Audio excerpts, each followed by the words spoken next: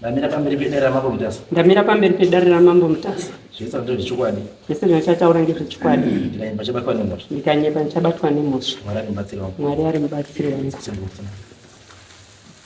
Ini ndinoitwawo Janet Nyakuchena. Ndakabatsirawo Rosemary Mbava nemari paanga achirwara. Akabva andipa munda muri muvhireji maMbava, maSabhuku Mbava. Saka pakutanga muna 2023 Rosemary wakamboya mudare rino rekwamambo mutasa. Achimangara kuti Joseph Mbava akanga ari murambidza kuti andipe inini munda. Dare rino rakabva ratonga muswa muna 2023 kuti munda ngewa Mary Mbava, unoita zvaanoda nemunda wake kupa munhu kana kuushanda. Pakazobuda hapo dzimwe nyaya dzakazobuda dzichibva dzazisabhuku Mbava sababa wemhuri unodzokera kumusha kwake nemhuri yake oenda kugara pasi vogadzirisa nyaya dzadziripo dzekufutswa kweimba nezvimwe zvakazviri zvemumusha nekugoyiwa kwemombe. Saka sabhuku akazozi azounze tsamba kunoku ye2 weeks. Saka inini ndabva mudare rino, vana Mary Mbava wabva mudare rino wakadzoka kumusha kwawo, ndokubva wanditora tobva kwa Sabhuku Mbava kuti inini ndichindotange kuti mwana wangu agare pamunda wendekaenda tenga. Saka Sabhuku wakati munda iwowo ngewe mhuri yangu, haugoni kugariwa neumwe munhu mutorwaba. Zvinova zvakanga zvambobvunzwa zvemudare rino ramambo mutasa kuti azviite here kuti imimi wekwamBava sinzi musoda mutorwaba mumusha mwenyu mudzosere henyu mai ava Maria wakabatsira mbuya wekwamBava wakaramba. Saka Sabhuku Mbava wakazoti wakanyora tsamba kwamutasa kunoku kuna mambo yekuti munda hausi kuzotorwaba. Saka ndiyo yawakamirira kuti wanoti wanoita sei. Saka ndakamirira kwemakore, munda ndakautenga muna 2014, 2023 ndakamirira, 2024 ndakamirira. Sabhuku maavapi? Sabhuku unoti tipe mapepa awakapiwa ndiMary wewe, tuone kuona kuti tikuendere kumabhengi tokubvunzira kuti mari yako yawakapa Mary yaMaria. Ndinoti mapepa handikupiiba nekuti Mary une mapepa ainawo, pihwai naMary mufambiri henyu mundipe. Saka zvakadarozvo ndikangobvunza Sabhuku kuti maapapi nenyaya yangu sababa wemhuri, unoti ndichambogara pasi newana wangu. Kusvika ndakazombofonera Sabhuku, Sabhuku oenda wana munda kune vanhu vari kutsvaga vari kutengesa munda wane nhamo dzavo dzavoda kugadzirisa. Akati ndimirirei ndiri kumbogadzirisa nyaya dzacho. Kusvika nanhasi ndazoona kuti kumirira kwacho kwanetsa, mwana wakura unogara zvepamwe uda pekugara. Saka ndauyawo kuchemera kwamambo kuti ndibatsirwe. Mary wazvino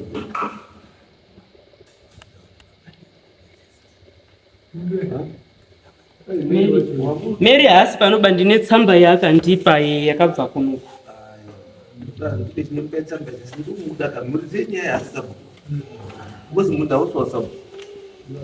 Ndio Mary.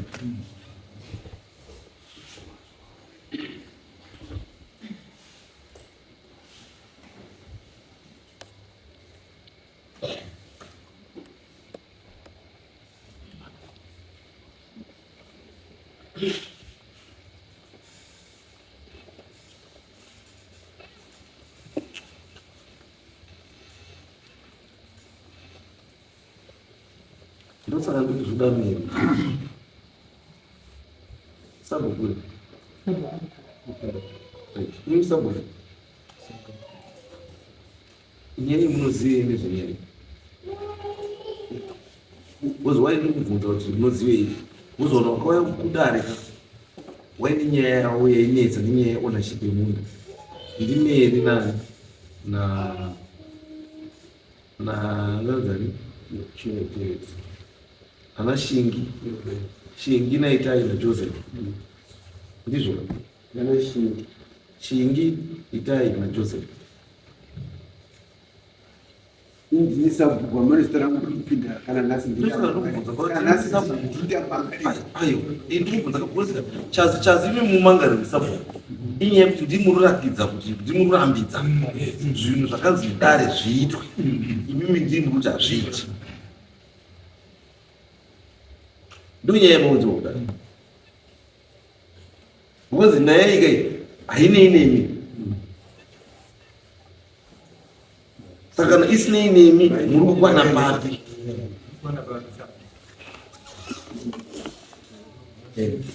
pamusoro nyaya iyi payakatongwa Joseph Mbawa sabhuku Mbawa. Nyaya iyi payakatongwa muno takatizvo munda utengeswe nekuti munda wemhuri. Saka dare rakati imi muchiendai munogara pasi semhuri, zvemunenge mawirirana mounza ripoti, ndozvakataurwa nedare. Saka ini ndakanyora tsamba ndikaunza kunoku ndikati munda uyu ndewemhuri, amai havachadzoserwa mari yavo. Saka amai ava shuwa vakauya, tikati mhai isusu vanashinga vanenge vari prepared kudzoserai mari yenyu.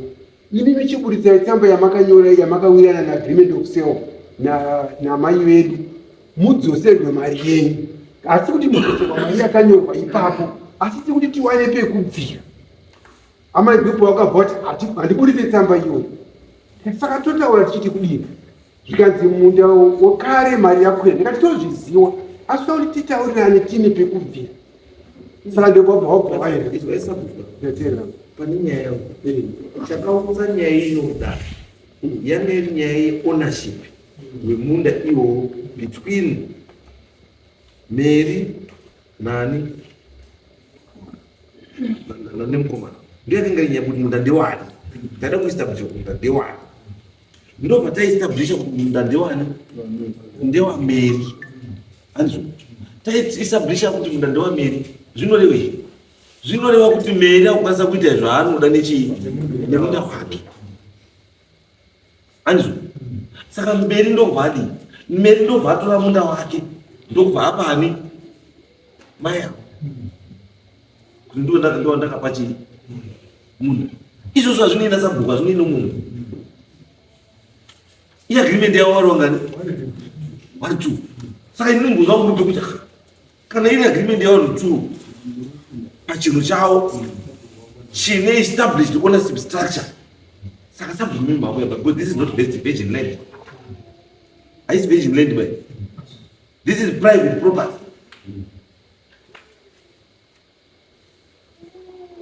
Unozwa kwandikwedu kuti munda wakawo hausi munda wakuzi munda unopiwa nasabhuku tangopiwa nasabhuku wanyowani. Munda wakapiwa munhu kare, handiti? Ende musumudzi wemunda ndiye akudisposa munda wake achipiwa compensation for that. Ndozvotaura mutemo.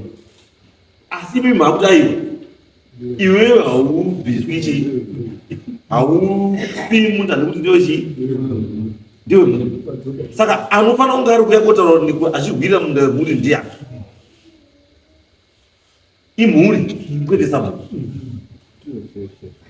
Ndozvandachibvunza kuti sabhuku interest yako panyaya iyi ndei, zvokuti iwe sabhuku ndiwa kuda kutomira kuti uone mari yadzoswa here, taenda here kubhengi, tadii here, uri kupinda papi?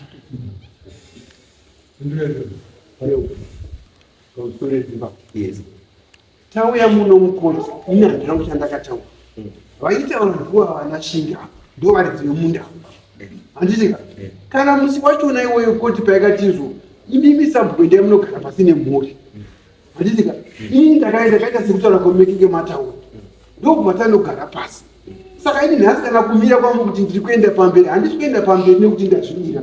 Ndatoshamisika nhasi vakomana vanonyora mapepa vakuti akamhangarirwa ndiJoseph Mbawa. Ndoparati kwendinogomhangarirwa papi? Asi handigoneka kuramba. Izwai bambo sabhuku. Chaakuti mumangarirwe imimi kuti handiti? Imimi ndimhako obstructed because of justice. Because dare rakadii rakatonga kare, handiti? Ndobva papiwa judgment. Imimi nenyaya yekuti mune chigaro chasabhuku kochizi chiendai munoone kuti zvataurwa nedare kuti vanhu vagare zvakanaka munda wezvinodiwani zvaitwa here. Imimi vobva vanotora advantage yekuti ndapinzwa mukati menyaya. Maakutanga senge maakutanga nyaya yapanyowani, iyo nyaya yakapera.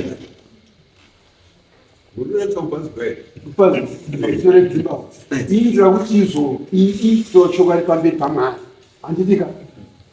Dai kuri kuti koti yakapa judgment ichingotora kuti munda ndewaMary, ndisina kutaura because handingaripikise zviZimbabwe.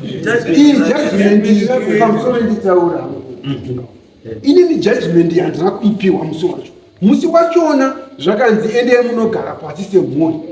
moti moita sei ndokubateka zvakaonechi nekoti izwaipa kana pakanzi endai munogare pasi semhuri imi muri mhuri indorida mhuri handizi mhuri kana musiri mhuri budai mukati memhuri muri kudeya muri ndiye kugara pasi hakuna sabhuku endai mugare pasi pakanzi mhuri endai mugare chii pasi basa renyu musabhuku kuyananisa vanhu ava kuti paite noti kwamava kuenda kwese kuda kutoziya nevhalyu yemari kuti 2017 kana $2 gore redu yamari iyi wachiya kuhwanda nei because chimunokuiti chamunofanira kuita chamusiri kuona muri kushandiswa nanashingi wanashingi wanonyepera kukudai asi vari kukushandisai because imimi you were never part of this issue kubva paikatanga ende nanhasi hamutorimo because mufana pane nenyaya besides nyaya yemwe patone nyaya yekukuswa kwembava papene nenyaya yemombe makaitei nenyaya yemombe makadzorera here mombe zvitoa kwamuri kuita zimbabwe nyandizipato ndozi aiwa ndati makadzorera here mombe nekuti hamusi muchi nyaya yacho imba yamakapwanya makawaka here yakakomazeka here handisi munyaya yacho saka sei muri kunzindira nemunda muchisiya zvimwe muda kunzindira nezvamunoda inei zvisinei musiya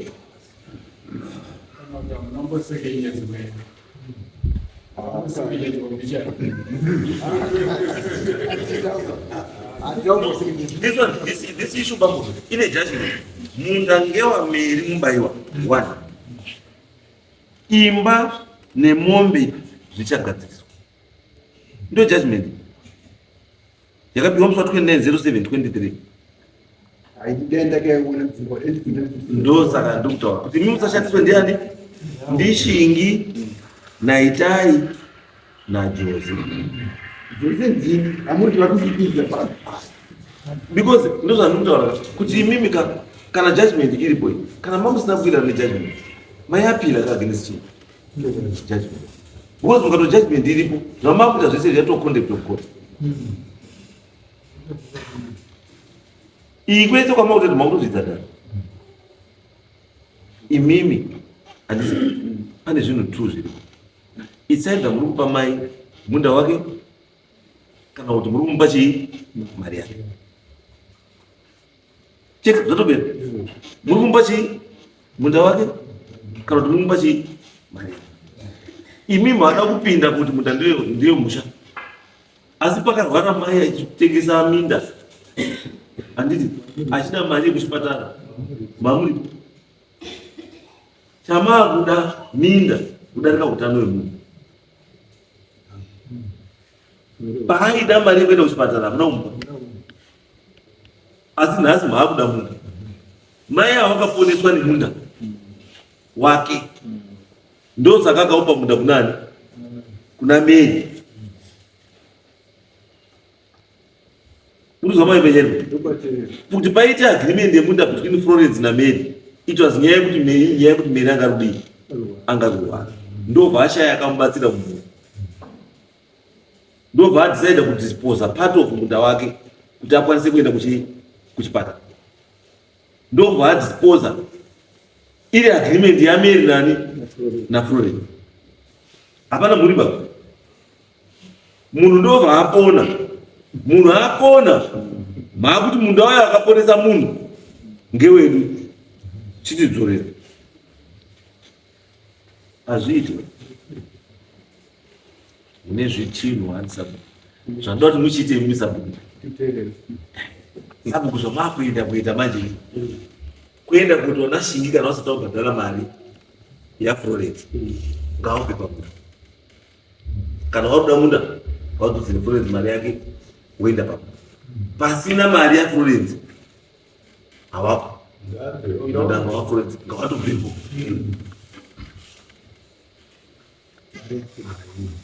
mari inotaura nezvayo imari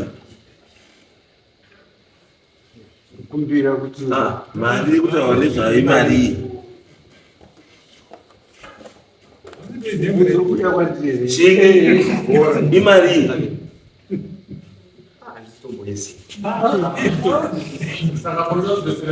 saka chamunoblogera chii ndaizotoziya kana agreement yawo va 2023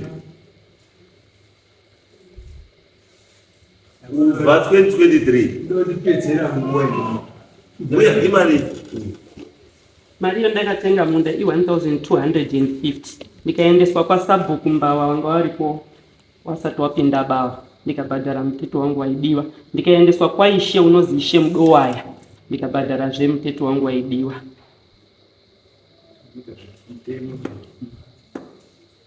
Zvese ndaiendeswa naMary Mbawa nasabhuku Mbawa wanga waripo waiti Thomas. ndimhakuya kukanya kukanya zviro zvakaitwa musati mavo hakutoda kusikuziva kana kuti mai vakanapiswa mari yeshingi unomboiziva mai vakanapiswa mari ipangaroka shingi sambogara hei basi nda shingi mai vakanapiswa mari ipangaroka akanapiswa ndiani mai waiti wakarwara waenda kugara kwakunda wavo saka ndizvozivi zvinozoitika vari kungoti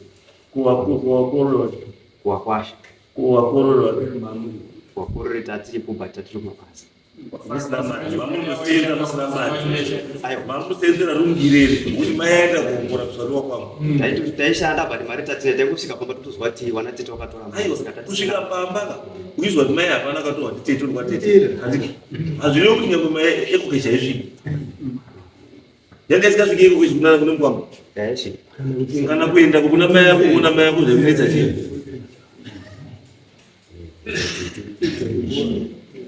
chachimukunetsa chii chekuti hautoenda kuona mai hautobhadhara mai hauzozwa kuti mai kurwara pane zvimwe zvekunetsa here mumhuri zvisiri kurwara kwamai kuzi ndisimuska kutotaura kwatoita matonipaka mukapicha kuti iwe ndiazvadzinyamburirana ende maybe kurwara kwamai zvaitiro nehanzvadzi kutora you not in agreement saka mapinda pamuda wamaikuru maindinana minda wanayo but chakaita kuti shingi usaite pfungwa kuti zviro zvamaikuru ngezvemusha zvenyu ngezvenyu ipolisi yakashata iyoyo regaiwana wamainini waizivo zviro zvamainini zvavo imi muweya zvamaikuru yai zvenyu gutsikana ine kwenyu kwamaikuru iko hazvirevo kuti kana uri mwana wamaikuru ndiwe mwana badzi mwana wamainini mwana wabamukuru mwana chikuru ndibaba ngoza kunze imeswa namainini nanani vese ndibaba saka namutaisa nyaya yemhuri kamutaisa maiba mutaisa baba kuti tese takadai pana kuti muri wana wani hapana panombozi mai wako ndaidzwa zita remhuri ba wozi wana wani wese wanapozi warifamba pawana wanawo wozi wana wajames ndini james wachinyangwa wari wana mai cheni wakasiyana asi james ndiani ndini ngoza kuziva kuti aita basa noku ndiani ndi james mazwa baba chisiya mainini zviro zvani budai mukati mamainini kushaya mwana mukomana haisi mhosva kufirwa nemurume haisi mhosva kuita mukomana mudiki uri mwana wamainini haisi mhosva mese muri chii ndosaka wana wamainini vachikuti chii mukoma shingi haumboti sekuru shingi kana baba shingi uri mukoma chasiyana chete ndi mai wake namai wake asi baba chii saka tiitanai zvakadii zvakafamba iparegai mainini aite zvakadai nezviro zvake ngezvake she is the surviving spouse handizve so nyaya iri kubambuka vana shingi ibvai pamunda iwowo kana muda munda iwowo dzoserai Florence Mariani yake yakashandisa yese zvese zvakaita nemari yake kutosevei mari yake ende matadzawo zviita kubva 2023 3 years muchimuchikidza umwe mukadzi muchishayisa umwe munhu rufaro for 3 years iwe muchifara muchinakirwa ibvaipo papo with immediate effect. Magwere aoma ndaimubvise kana pamene magwere ibvisai zvese kusvika mumba mari yake. Kana musati mumba mari yake ndipake iye yuyu because akaita agreement nemuridzi wechii munda. Hamupo papa agreement yemunda yayo because you don't own munda yayo. Munda une muridzi. Yes ma'am. Mire, munda ndakatenga 2014. Ipo ndakatenga munda nyaya dzacho dzatanga pana 2014. Ndatengera mwana anga ari kuchikoro. Ari kudzidza.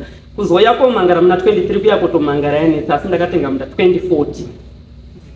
Mari ndakatora loan chikwereti kubhengi kuti mushando wehurumende. Umwe munhu kotora umwe mai kotora loan kubhengi yekurapisa mai waShingi. Shingi aripo. Shingi wozoya pano komira kufa dhaya zvenyu kumabhuku uchitadza kurapisa mai kwahondo.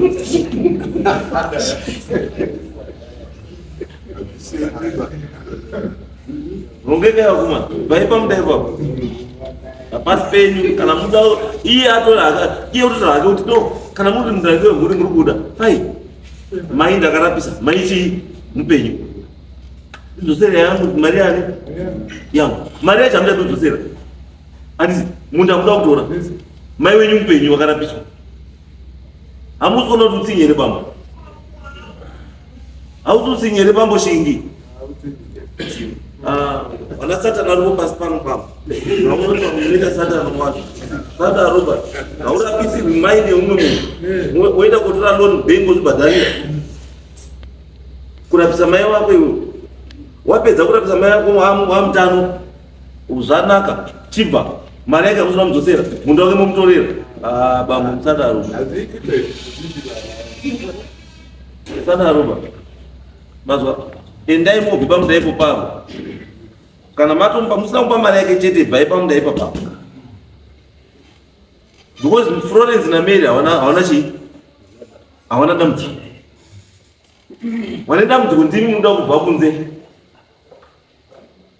Iye haisi mhosva yake kuti wakadzi 6 unopostorere unokadzi wangati une wana wangati unowana 4 wakomana wangati 4 wakomana 4 saka wakutsvagira wana wako machikugara.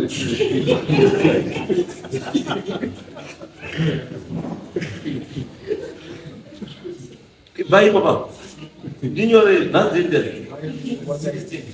nasa 60 mwe zokai pana muswa 30 kana wasati wabva ipapo kana usina kudzosera mari tinoda kunyorera mapepa yakanaka kuti ibvaisa kuti ainyu sabhuku mimi manje makucha kuenda bachi imimi sabhuku wangu manje zvakuenda bachi kwenda kundibatsira kuona kuti naShingi wabva mazwa sabhuku sabhuku ndakuti kutumai manje endai mochiona kuti naShingi wabva iri pamunda usiku wavo ngekukasika mombe dzazoserwa iri yamaiwe handisabhuku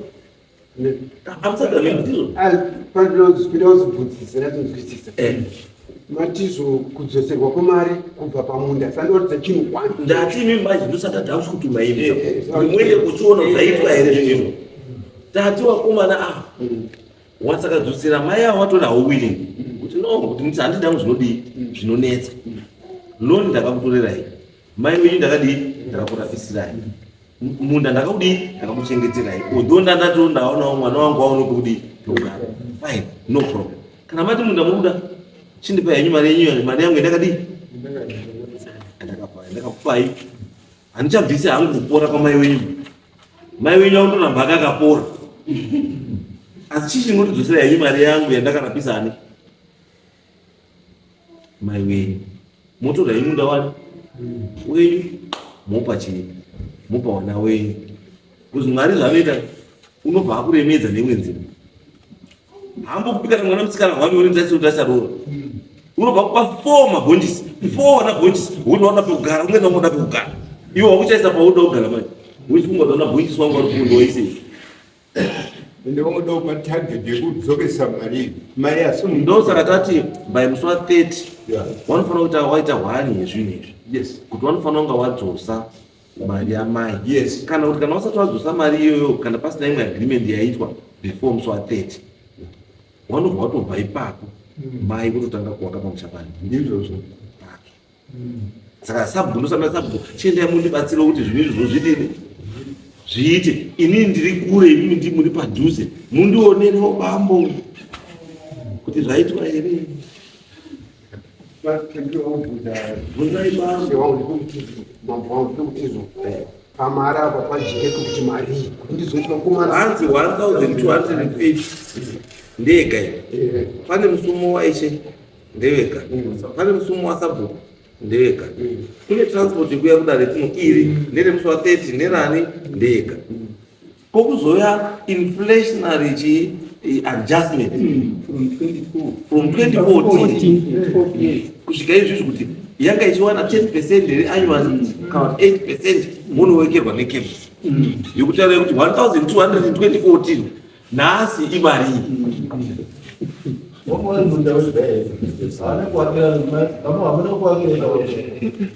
ndakamisana sabhuku kuwaka akatodhikira kuti munda iwowawe state.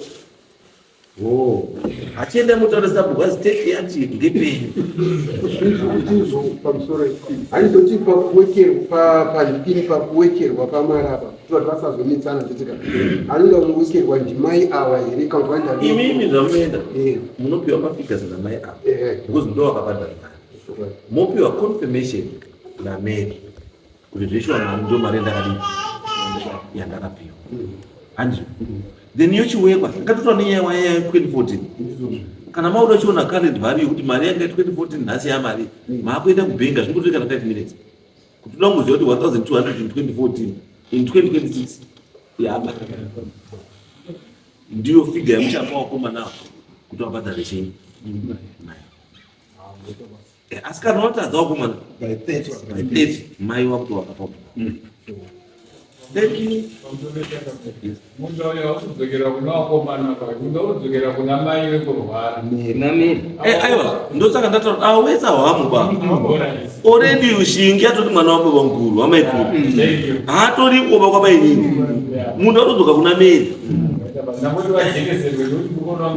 because iwo totizoziva kuti achawapa mvumo because kuti wabhadhare mari wadzose mari wanashingi wanofanira kupiwa mvumo nameri kuti dzoserai mari kunani kuna Florence anzi isusu munhu atiudhira naye ndiani ndimeri ende meri atounza pepa yekuti mambo makatonga ndakanduiyo takapedza kare anzi saka isusu tokumbiri yati kuona kuti wachada kuzoenda pamunda pacho wachiramba waripo sanani because isusu mumba pamunda kana pasina Florence pana meri hapana shingi. Saka shingi tingoona kuti vari kodini mukoma shingi wachadhibura sei bhora racho asi tikuziva kuti munda ndewani ndewameri uchidzoka kubva kuna Florence unoenda kuna meri. Saka kana meri azoda kuti munda udzoke anongoramba achipa munda wake kunani kuna Florence odii akavhake handi zveri baba handi next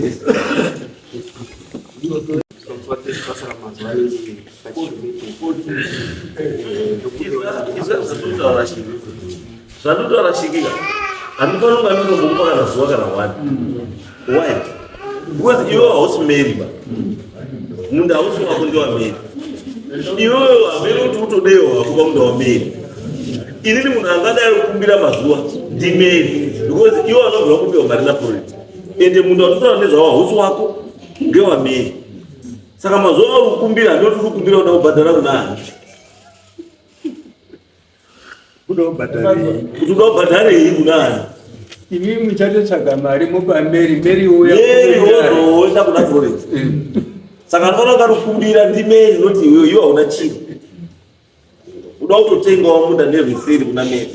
Saka endai motenge muri kupi zviseri chatoda kuona isusu imari iri kubva kuna meri achidzoserera Florence sekupanda kwakadii kwakaita uyo mari isakasvika musi wa30 handiti isati yauya meri naFlorence vari in agreement kuti changwa ndakatokupa zvandakakupa ndakadii ndakakupa Florence achatanga kudii ungovaka pamunda wani kana iwe uine nyaya nekuwaka kuduswa naFlorence pamunda wani wameri uchazouyawo nenyaya yako yakasiyana neiyi Because apa babu hamuna chiro mune vakomana 4 badzi munda hamuna right handi